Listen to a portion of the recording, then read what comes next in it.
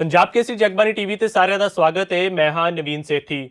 ਤਾਂ ਚੰਡੀਗੜ੍ਹ ਦੇ ਇੱਕ ਯੁਵਾ ਨੇ, ਰੋਹਿਤ ਨਾਮ ਦੇ ਨੇ, ਤੇ ਇਹਨਾਂ ਨੇ ਪੂਰੇ ਦੇਸ਼ ਦੇ ਵਿੱਚ ਚੰਡੀਗੜ੍ਹ ਦਾ ਨਾਮ ਰੋਸ਼ਨ ਕੀਤਾ ਹੈ ਤੇ ਹੁਣ ਪੂਰੇ ਦੇਸ਼ ਦਾ ਨਾਮ ਰੂਸ ਦੇ ਵਿੱਚ ਜਾ ਕੇ ਰੋਸ਼ਨ ਕਰਕੇ ਆਏ ਹਨ। ਦਰਅਸਲ ਇਹਨਾਂ ਦੀ ਇੱਕ ਐਨਜੀਓ ਹੈ, ਬੜੇ ਚੰਗੇ ਕੰਮ ਕਰਦੀ ਹੈ ਤੇ ਉਹਨਾਂ ਕੰਮਾਂ ਨੂੰ ਦੇਖਦੇ ਹੋਏ ਹੀ ਰੂਸ ਇਹਨਾਂ ਨੂੰ ਬੁਲਾਇਆ ਗਿਆ ਸੀ ਤੇ ਉੱਥੇ ਉਹਨਾਂ ਨੂੰ ਸਨਮਾਨਿਤ ਕੀਤਾ ਗਿਆ ਤੇ ਉਹ ਬੜਾ ਪ੍ਰਾਊਡ ਵਾਲਾ ਮੂਮੈਂਟ ਸੀ। ਗੱਲਬਾਤ ਕਰਨ ਵਾਸਤੇ ਸਾਡੇ ਨਾਲ ਖੁਦ ਰੋਹਿਤ ਮੌਜੂਦ ਨੇ, ਨਾਲ ਹੀ ਉਹਨਾਂ ਦੇ ਨਾਲ ਐਨਜੀਓ ਦੇ ਜਿਹੜੇ ਵਲੰਟੀਅਰ ਹਨ ਉਹ ਵੀ ਮੌਜੂਦ ਨੇ। ਰੋਹਿਤ ਜੀ, ਬੜਾ ਤੁਸੀਂ ਵੱਡਾ ਉਪਰਾਲਾ ਕਰਤਾ, ਦੇਸ਼ ਦਾ ਨਾਮ ਰੂਸ 'ਚ ਜਾ ਕੇ ਰੋਸ਼ਨ ਕਰ ਰਹੇ ਹੋ।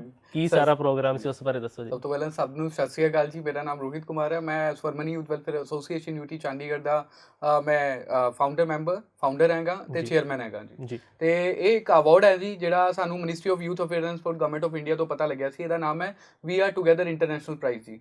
ਇਹ ਅਸੀਂ ਇਸ ਸਾਲ ਇਹਨੂੰ ਭਰਿਆ ਹੈ ਤੇ ਇਹਦੇ ਵਿੱਚ ਇਹ ਉਹਨਾਂ ਦੀ ਜਿਹੜੀ ਰਸ਼ੀਅਨ ਮਿਨਿਸਟਰੀ ਹੈ ਯੂਥ ਅਫੇਅਰਸ ਜਿਹੜੇ ਉਹਨਾਂ ਦੇ, ਇਹ ਉਹ ਏਜੰਸੀ ਕਰਵਾਉਂਦੀ ਹੈ ਅਵਾਰਡ ਨੂੰ। ਇਹਦੇ ਵਿੱਚ ਪੂਰੇ ਵਰਲਡ ਚੋਂ ਐਪਲੀਕੇਸ਼ਨ ਮੰਗੀ ਜਾਂਦੀਆਂ। ਜੇ ਤੁਸੀਂ ਆਪਣੀ ਸੁਸਾਇਟੀ ਲਈ ਕੁਝ ਕੰਮ ਕਰਦੇ ਹੋ ਤਾਂ ਉਹਨਾਂ ਨੂੰ ਤੁਸੀਂ ਫਾਰਮ ਭਰ ਸਕਦੇ ਹੋ। ਇਹ ਬਹੁਤ ਵੱਡਾ ਪ੍ਰੋਸੀਜਰ ਰਹਿੰਦਾ ਹੈ, 6 ਤੋਂ 7 ਮਹੀਨੇ ਦਾ ਪ੍ਰੋਸੀਜਰ ਰਹਿੰਦਾ ਹੈ। ਇਹਦੇ ਵਿੱਚ ਬੜੇ ਸਾਰੇ ਪ੍ਰੋਟੋਕੋਲਸ ਹੁੰਦੇ ਆ ਜੀ। ਅਸੀਂ ਵੀ ਉਹ ਅਵਾਰਡ ਲਈ ਐਪਲੀਕੇਸ਼ਨ ਦਿੱਤੀ ਸੀ ਤੇ ਮਤਲਬ ਸਾਨੂੰ ਬੜਾ ਸ਼ੌਕ ਵੀ ਲੱਗਿਆ ਤੇ ਬੜਾ ਪ੍ਰਾਊਡ ਮੂਮੈਂਟ ਵੀ ਸੀ ਕਿ ਅਸੀਂ ਸੋਚਿਆ ਵੀ ਨਹੀਂ ਸੀ ਕਿ ਸਾਡੀ ਚੰਡੀਗੜ੍ਹ ਦੀ, ਪੂਰੇ ਭਾਰਤ ਚੰਡੀਗੜ੍ਹ ਛੋਟਾ ਜਿਹਾ ਸ਼ਹਿਰ ਹੈ ਔਰ ਉਸ ਚੰਡੀਗੜ੍ਹ ਸ਼ਹਿਰ ਦੀ ਇੱਕ ਛੋਟੀ ਜੀ ਜਿਹੜੀ ਐਨਜੀਓ ਹੈ ਉਹਦੀ ਸਿਲੈਕਸ਼ਨ ਹੋ ਜਾਏਗੀ ਜੀ ਇੰਨੇ ਵੱਡੇ ਅਵਾਰਡ ਲਈ ਅੰਤਰਰਾਸ਼ਟਰੀ ਸਤਰ ਤੇ ਜੀ। ਨਹੀਂ, ਇਹ ਜਿਹੜੀ ਸਿਲੈਕਸ਼ਨ ਹੋਈ ਹੈ ਇਹ ਪੂਰੇ ਦੇਸ਼ ਦੇ ਵਿੱਚੋਂ ਸਿਰਫ ਤੁਹਾਡੀ ਐਨਜੀਓ ਦੀ ਹੋਈ ਹੈ?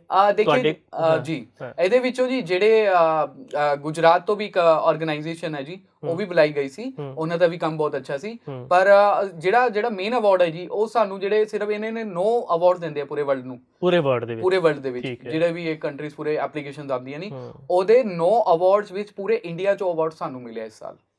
ਇਸ ਕਰਕੇ ਤੇ ਉਹ ਮੈਂ ਦੱਸ ਨਹੀਂ ਸਕਦਾ ਜੀ ਕਿੰਨੀ ਅਸੀਂ ਐਕਸਾਈਟਿਡ ਹਾਂ ਤੇ ਕਿੰਨੀ ਪ੍ਰਾਊਡ ਤੇ ਇਮੋਸ਼ਨਲ ਮੂਵਮੈਂਟ ਹੈਗੀ ਹੈ ਸਾਡੇ ਲਈ। ਇਹ ਅਵਾਰਡ ਤੁਹਾਨੂੰ ਕਿੱਥੇ ਦਿੱਤਾ ਗਿਆ?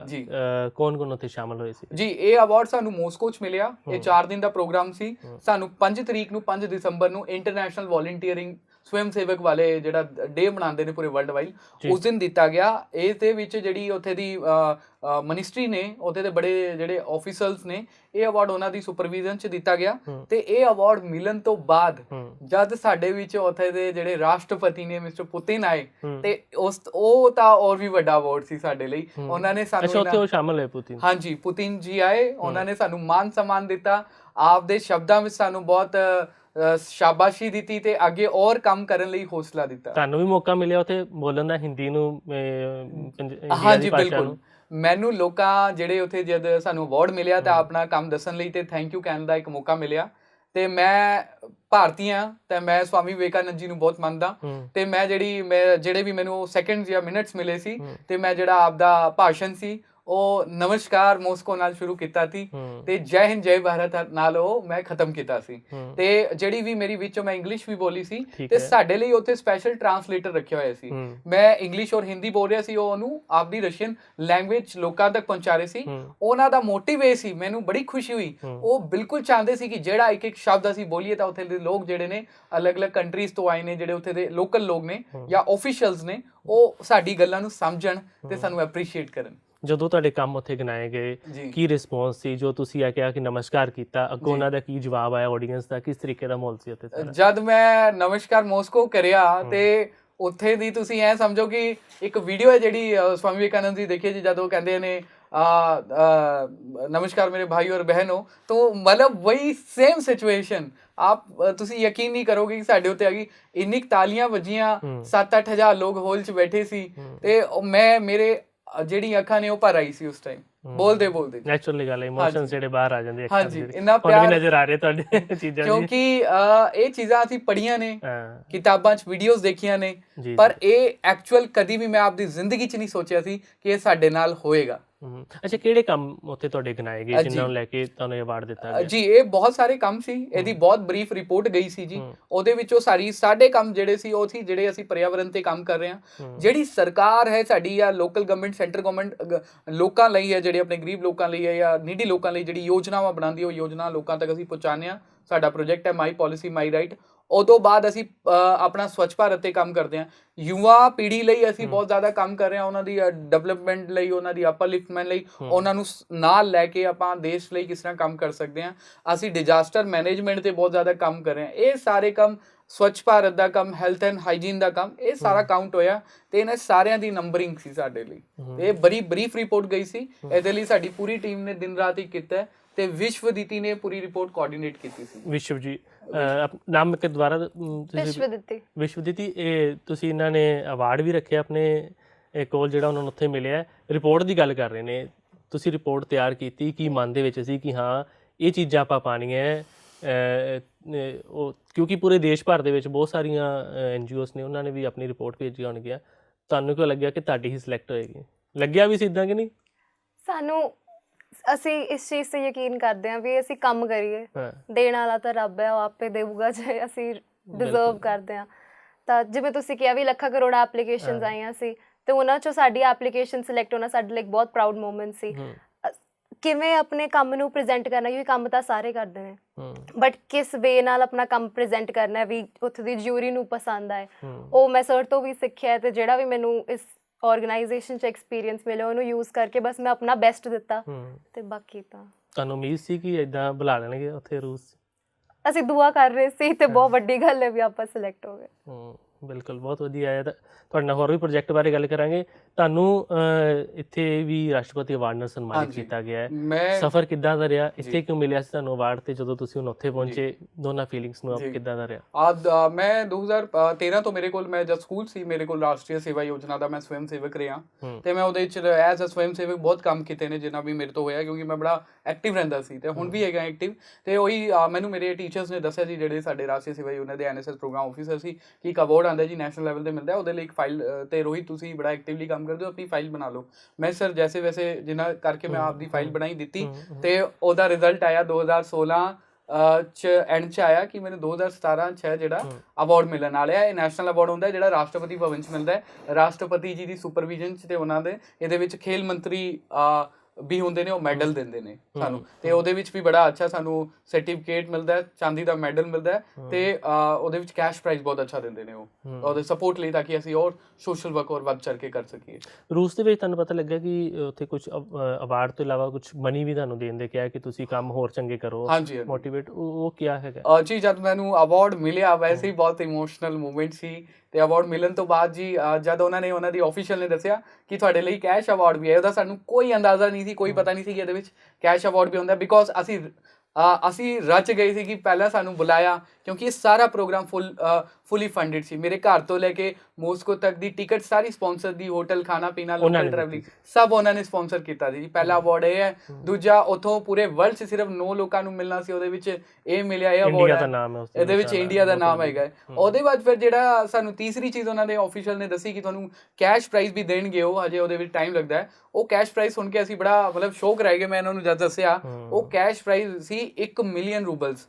1 ਮਿਲੀਅਨ ਰੂਬਲਸ ਮਿੰਟ ਜੇ ਅਸੀਂ ਉਹਨੂੰ INR ਚ ਕਨਵਰਟ ਕਰੀਏ ਤਾਂ ਤਕਰੀਬਨ 13 ਲੱਖ ਰੁਪਇਆ ਉਹ ਸਾਨੂੰ ਦੇ ਰਹੇ ਨੇ, ਤਾਂ ਕਿ ਅਸੀਂ ਹੋਰ ਜ਼ਿਆਦਾ ਸੋਸ਼ਲ ਵਰਕ ਕਰ ਸਕੀਏ।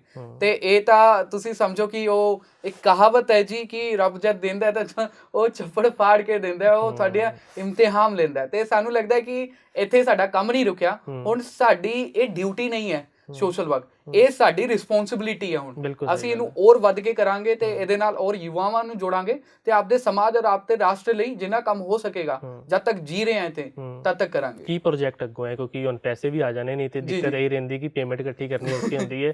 ਤੁਸੀਂ ਯੁਵਾ ਹੋ, ਯੁਵਾ ਕੋਈ ਥੋੜੇ ਪੈਸੇ ਪਾ ਕੇ ਤਾਂ ਕੰਮ ਕਰ ਲੈਂਦੇ, ਜਦੋਂ ਇੰਨਾ ਅਮਾਊਂਟ ਮਿਲ ਜਾਵੇ ਤੇ ਤੁਸੀਂ ਵੀ ਕਹਿ ਰਿਸਪੌਂਸਿਬਿਲਿਟੀ ਨਹੀਂ ਹੈ, ਸਾਡੀ ਹੋਰ ਜ਼ਿੰਮੇਵਾਰੀਆਂ ਵੱਧ ਜਾਂਦੀਆਂ। ਕੀ ਤੁਸੀਂ ਹੁਣ ਪ੍ਰੋਜੈਕਟ ਤੇ ਕੰਮ ਕਰੋਗੇ ਇਹਨਾਂ ਨਾਲ? ਸਭ ਤੋਂ ਪਹਿਲਾਂ ਜੀ ਕੁਝ ਕਰਨ ਤੋਂ ਪਹਿਲਾਂ ਮੈਨੂੰ ਲੱਗਦਾ ਕਿ ਇੱਕ ਸੈਟਅਪ ਹੋਣਾ ਚਾਹੀਦਾ ਸਾਡੇ ਕੋਲ। ਅਸੀਂ ਇੱਕ ਆਫਿਸ ਤਿਆਰ ਕਰਾਂਗੇ, ਸਾਡੀ ਪਲੈਨਿੰਗ ਹੈਗੀ ਹੈ। ਉਹ ਆਫਿਸ ਅਸੀਂ ਸਾਰਾ ਮਲਟੀਟਾਸਕਿੰਗ ਆਫਿਸ ਰਹੇਗਾ, ਉਹਦੇ ਵਿੱਚ ਆਫਿਸ ਵੀ ਰਹੇਗਾ, ਰੈਸਟ ਰੂਮ ਵੀ ਰਹੇਗਾ ਤੇ ਮਲਟੀਟਾਸਕਿੰਗ ਹੋਲ ਵੀ ਰਹੇਗਾ। ਮੇਰੇ ਇੱਕ ਫਰੈਂਡ ਨੇ ਗੁਰਪ੍ਰੀਤ ਸਿੰਘ, ਮੈਂ ਉਹਨਾਂ ਨੂੰ ਦੱਸਣਾ ਚਾਹਾਂਗਾ, ਉਹਨਾਂ ਨੇ ਆਪਦੀ ਜ਼ਮੀਨ ਸਾਨੂੰ ਦੇਤੀ ਹੈ ਕਿ ਤੁਸੀਂ ਸੋਸ਼ਲ ਵਰਕ ਕਰੋ, ਤੇ ਉਸ ਤੇ ਅਸੀਂ ਆਪਣਾ ਆਫਿਸ ਬਣਾ ਕੇ ਆਫਿਸ ਨੂੰ ਸੈਟਅਪ ਕਰਕੇ, ਤਾਂ ਕਿ ਔਰ ਜਿਹੜੇ ਬੱਚੇ ਸੋਸ਼ਲ ਵਰਕ ਦੇ ਮਾਧਿਅਮ 'ਚ ਅੱਗੇ ਵਧਣਾ ਚਾਹੁੰਦੇ ਨੇ ਜਾਂ ਉਹਨਾਂ ਦੀ ਰੁਚੀ ਹੈਗੀ ਹੈ ਤੇ ਉਹ ਕਿਤੇ ਹੋਰ ਪਾਸੇ ਨਾ ਪੈ ਕੇ ਸੋਸ਼ਲ ਵਰਕ ਕਰਨਾ, ਸਾਡੇ ਕੋਲ ਸੈਟਅਪ ਰਹੇਗਾ। ਤੇ ਇੱਕ ਵਾਰੀ ਸੈਟਅਪ ਆ ਗਿਆ ਫਿਰ ਉਹਦੇ ਸਾਡਾ ਸੋਸ਼ਲ ਵਰਕ ਹੈ ਔਰ ਜ਼ਿਆਦਾ ਸਸਟੇਨੇਬਲ ਰਹੇਗਾ, ਔਰ ਜ਼ਿਆਦਾ ਅਸੀਂ ਉਹਨੂੰ ਕਰ ਸਕਾਂਗੇ। ਤੇ ਸਾਡਾ ਜਿਹੜਾ ਦਾਇਰਾ ਹੈ ਉਹ ਚੰਡੀਗੜ੍ਹ ਤੋਂ ਬਾਹਰ ਵੀ ਅਸੀਂ ਲਿਜਾਣਾ ਚਾਹਾਂਗੇ ਤੇ ਪੈਨ ਇੰਡੀਆ ਕੰਮ ਕਰਨ ਚਾਹਾਂਗੇ। ਅੱਛਾ, ਕੁਝ ਉੱਥੋਂ ਦੀ ਤੁਹਾਡੀ ਮੈਮਰੀ ਰਹੀ ਹੋਵੇ ਖਾਸ, ਕਿਉਂਕਿ ਤੁਸੀਂ ਉੱਥੇ ਕਾਫੀ ਦਿਨ ਲਾ ਕੇ ਵੀ ਆਏ, ਉੱਥੇ ਲੋਕਾਂ ਨਾਲ ਵੀ ਮੁਲਾਕਾਤ ਹੋਈ ਹੋਵੇਗੀ, ਇੰਡੀਆ ਬਾਰੇ ਕੀ ਸੋਚਦੇ ਨੇ, ਤੁਹਾਡੇ ਨਾਲ ਕੀ ਗੱਲਾਂ ਬਾਤਾਂ ਹੋਈਆਂ, ਤੁਸੀਂ ਆਪਣੀ ਸ਼ੇਅਰ ਕਰੋ। ਦੇਖੋ ਜੀ, ਉੱਥੇ ਦੇ ਲੋਕਾਂ ਨੇ ਬਹੁਤ ਪਿਆਰ ਦਿੱਤਾ ਹੈ। ਮੈਂ ਤੁਹਾਨੂੰ ਦੱਸਦਾ ਕਿ ਉੱਥੇ ਜਿਹੜੇ ਅਸੀਂ ਉਹਨਾਂ ਨਾਲ ਸੀ, ਜਦੋਂ ਉਹਨਾਂ ਨੂੰ ਪਤਾ ਲੱਗਿਆ ਮੈਂ ਇੰਡੀਅਨ ਹੈਗਾ, ਤੇ ਉਹ ਗਾਣਾ ਗਾਣਾ ਸ਼ੁਰੂ ਕਰ ਦਿੰਦੇ ਸੀ, Jimmy Jimmy and I am ਦਾ ਡਿਸਕੋ ਡਾਂਸਰ, ਬੋਲ ਚੂੜੀਆਂ ਬੋਲ ਕੰਗਣਾ। ਤੁਸੀਂ ਹੈਰਾਨ ਹੋ ਜਾਓਗੇ ਉਹਨਾਂ ਦੀ ਉਹਦਾ ਜਦੋਂ ਗਾਉਂਦੇ ਨੇ। ਮੈਂ ਤਾਂ ਹੁਣ ਵੀ ਸੋਚਦਾ ਤਾਂ ਮੈਨੂੰ ਹੱਸੀ ਆ ਜਾਂਦੀ ਹੈ ਕਿ ਉਹ ਕਿੰਨੇ ਜੁੜੇ ਹੋਏ ਨੇ ਸਾਡੇ ਨਾਲ, ਕਿੰਨੇ ਜੁੜੇ ਹੋਏ ਨੇ। ਇਹਨਾਂ ਅਸੀਂ ਨਹੀਂ ਜੁੜੇ ਹੋਏ, ਜਿਹਨਾਂ ਕਲਚਰ ਨਾਲ ਉਹ ਜੁੜੇ ਹੋਏ ਨੇ, ਉਹਨੂੰ ਸਭ ਪਤਾ ਹੈ। ਤੇ ਉਹ ਇੰਨਾ ਪਿਆਰ ਮਾਨ ਸਨਮਾਨ ਘੁਮਾਣਾ, ਈਵਨ ਮੇਰੇ ਤੋਂ ਇੱਕ ਮਿਸਟੇਕ ਹੋ ਗਈ ਸੀ ਕਿਉਂਕਿ ਕੰਟਰੀਜ਼ ਦੇ ਰੂਲ ਅਲੱਗ ਰਹਿੰਦੇ ਨੇ। ਇੱਕ ਰੂਲ ਮੇਰੇ ਤੋਂ ਨਹੀਂ ਫੋਲੋ ਹੋ ਪਾਇਆ, ਤਾਂ ਮੇਰੇ ਉੱਥੇ ਦੇ ਜਿਹੜੇ ਪੁਲਿਸ ਸੀ ਉਹਨਾਂ ਨੇ ਮੈਨੂੰ ਰੋਕ ਲਿਆ, ਮੇਰਾ ਪਾਸਪੋਰਟ ਚੈੱਕ ਕੀਤਾ, ਹਨਾ। ਤੇ ਉਹ ਸਾਰੇ 10-15 ਲੇਡੀਜ਼ ਇਕੱਠੀ ਹੋ ਗਈ ਮੇਰੇ ਲਈ, ਉਹ ਮੇਰੇ ਲਈ ਫਾਈਟ ਕਰਨ ਲੱਗੀ ਪੁਲਿਸ ਵਾਲੇ ਨਾਲ। ਉਹ ਸਮਝਾਉਣ ਲੱਗੀ ਕਿ ਇਹਨਾਂ ਦੀ ਗਲਤੀ ਨਹੀਂ ਹੈ, ਇਹ ਬਾਹਰੋਂ ਆਏ ਨੇ, ਕੁਝ ਰੂਲਸ ਨਹੀਂ ਪਤਾ ਹੁੰਦੇ, 4 ਦਿਨ ਲਈ ਆਏ ਆ ਤਾਂ ਸਾਨੂੰ ਸਾਰੇ ਲੋਕ ਨਹੀਂ। ਤੇ ਉਹਨਾਂ ਨੇ ਮੇਰੇ ਲਈ ਫਾਈਟ ਕੀਤੀ, ਮੇਰੇ ਲਈ ਰੁਕੇ ਤੇ ਮੈਨੂੰ ਟ੍ਰੇਨ ਤੱਕ ਲੈ ਕੇ ਗਏ ਜਦ ਤੱਕ ਮੈਂ ਉੱਥੋਂ ਫ੍ਰੀ ਨਹੀਂ ਹੋ ਗਿਆ। ਤੁਸੀਂ ਜੋ ਲੋਕਾਂ ਵਾਸਤੇ ਫਾਈਟ ਕਰਦੇ ਹੋ ਤੇ ਤੁਹਾਡੇ ਵਾਸਤੇ ਵੀ ਉੱਥੇ ਉਹਨਾਂ ਨੇ ਫਾਈਟ ਕੀਤੀ, ਇੰਨਾ ਪਿਆਰ ਦਿੱਤਾ। ਉਦੋਂ ਬਾਅਦ ਜਿਹੜਾ ਮੇਨ ਇੰਪੈਕਟ ਪਿਆ ਉਹ ਮੈਨੂੰ ਇਹ ਸੀ ਕਿ ਜਿਹੜੇ ਸਾਡੇ ਪ੍ਰਧਾਨ ਮੰਤਰੀ ਨਰਿੰਦਰ ਮੋਦੀ ਜੀ ਨੇ, ਉਹਨਾਂ ਦੀ ਜਿਹੜੀ ਫਰੈਂਡਸ਼ਿਪ ਹੈਗੀ ਆ ਉੱਥੇ ਦੇ ਆਪਣੇ ਰਾਸ਼ਟਰਪਤੀ ਪੁਤਿਨ ਜੀ ਨਾਲ, ਜਿਹੜੇ ਰਿਲੇਸ਼ਨ ਨੇ ਸਾਡੀ ਭਾਰਤ ਸਰਕਾਰ ਦੇ, ਉਹਦਾ ਇੰਪੈਕਟ ਸਰੇਆਮ ਦਿਖ ਰਿਹਾ। ਸਾਨੂੰ ਇੰਨੀ ਰਿਸਪੈਕਟ ਮਿਲੀ, ਉਹਨਾਂ ਦੇ ਆਫੀਸ਼ੀਅਲਸ ਨੇ ਇੰਨੀ ਰਿਸਪੈਕਟ ਦਿੱਤੀ, ਹਸਪਿਟੈਲਿਟੀ ਤੋਂ ਲੈ ਕੇ ਹੋਟਲ ਤੋਂ ਲੈ ਕੇ ਸਾਡੇ ਇਵੈਂਟ ਤੱਕ ਇੰਨਾ ਵੱਡਾ ਮੌਕਾ ਮਿਲਿਆ। ਕਹਿਣ ਦੀ ਗੱਲ ਹੈ ਕਿ ਚੰਡੀਗੜ੍ਹ ਦੀ ਬਹੁਤ ਛੋਟੀ ਆਰਗੇਨਾਈਜੇਸ਼ਨ ਹੈ, ਇਹ ਹਿੰਦੁਸਤਾਨ ਹੀ ਬਹੁਤ ਵੱਡਾ ਹੈ। ਤੇ ਮੈਂ ਲੱਗਦਾ ਹੈ ਕਿ ਉਹ ਸਾਰਾ ਇੰਪੈਕਟ ਉੱਥੇ ਵੀ ਕੰਮ ਆਇਆ। ਜਿਹੜੇ ਸਾਡੇ ਪ੍ਰਧਾਨ ਮੰਤਰੀ ਜਿਹਦਾ ਪਿਆਰ ਹੈ ਉਹਨਾਂ ਲਈ, ਜਾਂ ਉਹਨਾਂ ਦਾ ਪਿਆਰ ਹੈ ਸਾਡੇ ਲਈ, ਇਹ ਰਿਲੇਸ਼ਨਸ਼ਿਪਸ ਉੱਥੇ ਕੰਮ ਕੀਤੇ ਨੇ ਜੀ। ਮੇਰਾ ਆਖਰੀ ਸਵਾਲ ਹੈ, ਤੁਸੀਂ ਕੋਈ ਉਹਦੇ ਤੇ ਵੀ ਕੰਮ ਕਰ ਰਹੇ ਹੋ? ਕਿਉਂਕਿ ਅਸੀਂ ਦੇਖ ਰਹੇ ਹਾਂ ਦਿੱਲੀ ਦੇ ਵਿੱਚ ਵੀ ਬੜੇ ਵੱਡੇ ਕੂੜੇ ਦੇ ਢੇਰ ਲੱਗੇ ਨੇ, ਪਹਾੜ ਬਣ ਗਿਆ, ਚੰਡੀਗੜ੍ਹ ਦੇ ਵਿੱਚ ਵੀ ਬਣਦਾ ਜਾ ਰਿਹਾ, ਉਸ ਬਾਰੇ ਵੀ ਤੁਸੀਂ ਕੁਝ ਕੰਮ ਕਰ ਰਹੇ ਹੋ, ਉਸ ਬਾਰੇ ਥੋੜਾ ਜਾਣਕਾਰੀ ਦਿਓ। ਸਾਡਾ ਇੱਕ ਪ੍ਰੋਜੈਕਟ ਹੈ ਵੇਸਟ ਟੂ ਵੈਲਥ ਉਹਦਾ ਨਾਮ ਹੈ, ਜਿਹਦੇ ਵਿੱਚ ਅਸੀਂ ਚੰਡੀਗੜ੍ਹ ਦੇ 50 ਇੰਸਟੀਟਿਊਟਸ ਨਾਲ ਆਪਣਾ ਕੋਲੈਬੋਰੇਸ਼ਨ ਕੀਤਾ ਹੋਇਆ, ਉਹ 'ਚ ਸਕੂਲਸ ਵੀ ਨੇ ਤੇ ਉਹ 'ਚ ਕਾਲਜਸ ਵੀ ਨੇ। ਅਸੀਂ ਕੀ ਕਰਿਆ ਹੋਇਆ ਵੀ, ਅਸੀਂ ਹਰ ਸਕੂਲ ਵਿੱਚ 2 ਐਂਬੈਸਡਰਸ ਬਣਾਏ ਹੋਏ ਨੇ, ਜਿਨ੍ਹਾਂ ਨੂੰ ਆਪਾਂ ਕਹਿੰਦੇ ਹਾਂ ਗ੍ਰੀਨ ਐਂਬੈਸਡਰ, ਤੇ ਇੱਕ ਉਹਨਾਂ ਦੀ ਟੀਚਰ ਇੰਚਾਰਜ ਨੇ। ਇਹਨਾਂ ਨਾਲ ਸਾਡੇ 50 ਇੰਸਟੀਟਿਊਟਸ 150 ਲੋਕ ਸਾਡੇ ਨਾਲ ਜੁੜ ਗਏ। ਅਸੀਂ ਉਹਨਾਂ ਦੀ ਸਭ ਤੋਂ ਪਹਿਲਾਂ ਜਿਹੜਾ ਇਵੈਂਟ ਕੀਤਾ ਸੀ ਉਹ ਸੀਗਾ ਟ੍ਰੇਨਿੰਗ ਆਫ ਟ੍ਰੇਨਰਸ, ਜਿਸ ਵਿੱਚ ਅਸੀਂ ਉਹਨਾਂ ਨੂੰ ਟ੍ਰੇਨ ਕੀਤਾ ਵੀ ਸਭ ਤੋਂ ਪਹਿਲਾਂ ਤਾਂ ਉਹਨਾਂ ਨੂੰ ਸਾਰਿਆਂ ਨੂੰ ਪਤਾ ਵੀ ਪਲਾਸਟਿਕ ਕੀ ਹੈ, ਇਹਦੇ ਕੀ ਜਿਹੜੇ ਵੀ ਨੁਕਸਾਨ ਨੇ, ਪਰ ਸਭ ਤੋਂ ਵੱਡੀ ਗੱਲ ਜਿਹੜੀ ਉਹਨਾਂ ਨੂੰ ਸਮਝਾਉਣੀ ਜ਼ਰੂਰੀ ਸੀ ਵੀ ਇਹਨਾਂ ਨੂੰ ਸੈਗਰੀਗੇਟ ਕਿਵੇਂ ਕਰਨਾ, ਇਹਨਾਂ ਨੂੰ ਅਲੱਗ-ਅਲੱਗ ਕਿਵੇਂ ਕਰਨਾ। ਤਾਂ ਸਭ ਤੋਂ ਪਹਿਲਾ ਸਟੈਪ ਸਾਡਾ ਇਹੀ ਸੀ ਵੀ ਉਹਨਾਂ ਨੂੰ ਟਾਸਕ ਦੇਣਾ ਵੀ ਤੁਸੀਂ ਆਪਣੇ ਸਕੂਲ ਵਿੱਚ ਕੋਈ ਇਹੋ ਜਿਹਾ ਸੈਟਅਪ ਬਣਾਓ, ਕੋਈ ਬਿਨਸ ਬਣਾਓ ਜਿੱਥੇ ਤੁਸੀਂ ਇਹ ਇਕੱਠਾ ਕਰ ਸਕੋ। ਹੁਣ ਇਹਦੇ ਤੇ ਵੀ ਜੇ ਆਪਾਂ ਦੇਖੀਏ, ਜੇ ਸਰਕਾਰ ਵੀ ਜਿਹੜੇ ਡਸਟਬਿਨ ਲਾਉਂਦੀ ਹੈ ਉਹਨਾਂ ਤੇ ਪੈਸੇ ਲੱਗਦੇ ਨੇ ਤੇ ਹਰ ਸਕੂਲ ਰੈਡੀ ਨਹੀਂ ਹੁੰਦਾ ਇਹ ਲਾਉਣ ਲਈ, ਤਾਂ ਅਸੀਂ ਬੱਚਿਆਂ ਨੂੰ ਟਾਸਕ ਦਿੱਤਾ ਵੀ ਉਹ ਕ੍ਰੀਏਟਿਵ ਹੋਣ, ਤੇ ਜਿਹੜੀਆਂ ਵੀ ਜਿਵੇਂ ਸਕੂਲ ਵਿੱਚ ਕੋਈ ਵੇਸਟ ਟੰਕੀਆਂ ਪਈਆਂ ਹੁੰਦੀਆਂ ਨੇ, ਕੋਈ ਵੀ ਬਿਨਸ ਹੁੰਦੇ ਨੇ, ਉਹਨਾਂ ਨੂੰ ਇਕੱਠੇ ਕਰਕੇ ਉਹਨਾਂ ਵਿੱਚ ਆਪਣਾ ਕੂੜਾ ਇਕੱਠਾ ਕੀਤਾ ਜਾਵੇ। ਇਹ ਤੋਂ ਇਲਾਵਾ ਅਸੀਂ ਉਹਨਾਂ ਨੂੰ ਹੋਰ ਟਾਸਕ ਦਿੱਤੇ, ਜਿਹੜੇ ਬੱਚਿਆਂ ਨੂੰ ਐਕਟੀਵਿਟੀਜ਼ 'ਚ ਇਨਵੋਲਵ ਕਰਨਾ ਬਹੁਤ ਜ਼ਰੂਰੀ, ਕਿਉਂਕਿ ਆਪਾਂ ਕਹਿੰਦੇ ਹਾਂ ਹਿੰਦੁਸਤਾਨ 'ਚ ਸਭ ਤੋਂ ਵੱਧ ਤਾਂ ਯੂਥ ਹੀ ਹੈ, ਤਾਂ ਜੇ ਉਹਨਾਂ ਦੇ ਦਿਮਾਗ 'ਚ ਇਸ ਏਜ ਤੋਂ ਇਹ ਚੀਜ਼ ਪਾ ਦਿੱਤੀ ਜਾਵੇ ਤਾਂ ਮੈਨੂੰ ਨਹੀਂ ਲੱਗਦਾ ਸਰਕਾਰ ਨੂੰ ਲੋੜ ਹੈ ਕਹਿਣ ਦੀ ਵੀ ਤੁਸੀਂ ਕੂੜਾ ਅਲੱਗ-ਅਲੱਗ ਕਰਕੇ ਦਿਓ, ਬੱਚੇ ਆਪ ਹੀ ਕਰਨਗੇ।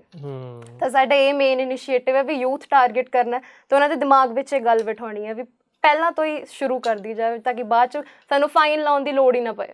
ਬਿਲਕੁਲ, ਅਸੀਂ ਵੀ ਚਾਹਾਂਗੇ ਤੁਸੀਂ ਇੱਦਾਂ ਦੇ ਚੰਗੇ ਕੰਮ ਅੱਗੇ ਵੀ ਕਰਦੇ ਰਹੋ ਤੇ ਦੇਸ਼ ਦਾ ਨਾਮ ਜਿਹੜਾ ਉਹ ਰੋਸ਼ਨ ਕਰਦੇ ਰਹੋ। ਧੰਨਵਾਦ ਜੀ, ਧੰਨਵਾਦ ਸਾਡੇ ਨਾਲ ਗੱਲਬਾਤ। ਤਾਂ ਬਿਲਕੁਲ ਤੁਸੀਂ ਸੁਣਿਆ ਰੋਹਿਤ ਨੂੰ ਤੇ ਉਹਨਾਂ ਦੇ NGO ਦੇ ਜਿਹੜੇ ਵਲੰਟੀਅਰ ਨੇ ਕਿ ਕਿਸ ਤਰੀਕੇ ਦੇ ਨਾਲ ਉਹਨਾਂ ਨੇ ਦੇਸ਼ ਦਾ ਨਾਮ ਜਿਹੜਾ ਹੈ ਉਹ ਰੂਸ ਦੇ ਵਿੱਚ ਜਾ ਕੇ ਰੋਸ਼ਨ ਕੀਤਾ। ਨਾਲ ਹੀ ਉਹਨਾਂ ਨੇ ਕਿਹਾ ਕਿ ਇਸ ਦਾ ਇੱਕ ਵੱਡਾ ਕਾਰਨ ਇਹ ਵੀ ਰਿਹਾ ਕਿ ਪ੍ਰਧਾਨ ਮੰਤਰੀ ਜੀ ਦੇ ਜਿਹੜੇ ਰਿਲੇਸ਼ਨ ਹਨ ਬਾਕੀ ਕੰਟਰੀਆਂ ਦੇ ਨਾਲ, ਉਸ ਦਾ ਵੀ ਸਾਨੂੰ ਕਾਫੀ ਉੱਥੇ ਚੰਗਾ ਰਿਸਪੌਂਸ ਜਿਹੜਾ ਹੈ ਉਹ ਦੇਖਣ ਨੂੰ ਮਿਲਿਆ। ਕੈਮਰਾਮੈਨ ਰਜਤ, ਅਮਿਤ ਤੇ ਹਰਜਿੰਦਰ ਦੇ ਨਾਲ ਨਵੀਨ ਸੇਠੀ, ਪੰਜਾਬ ਕੇਸਰੀ, ਜਗਬਾਣੀ।